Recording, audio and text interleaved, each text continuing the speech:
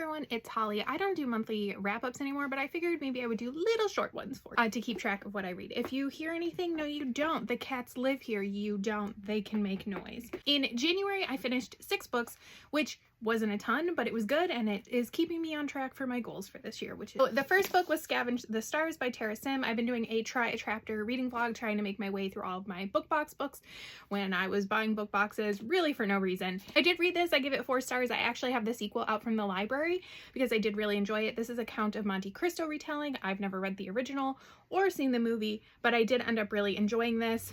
We have 2 main characters, and I found both stories compelling.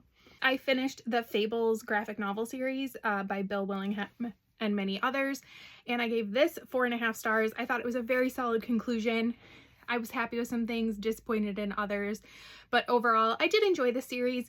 There's some characters I like more that were no longer in the story, but overall enjoyed it. And I read Lucky Shot by Rebecca Genchak on Kindle Unlimited, which I gave 4 stars, which is a pretty standard Rebecca rating for me.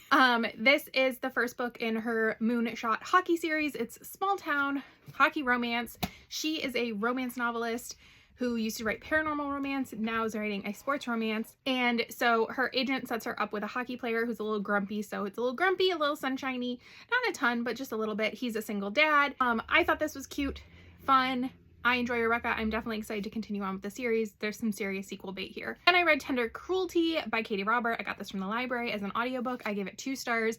I had been waiting for this book. I pushed through several books in this series just to get to this one. I enjoyed the series in the beginning, but Katie and I are just not clicking anymore. I don't know if it's her or if it's me. I am also not sure if I'm even going to finish the series at this point. There's 1 book left. Do I even want to put myself through it? And I finally read Carving Shadows into Gold by Bridget Kemmerer, the 2nd book in the Forging Silver into Stars series.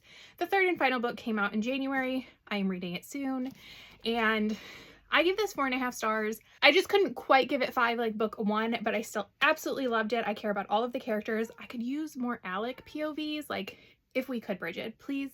But I still enjoy it going between Kaylin, Tycho, and Jax.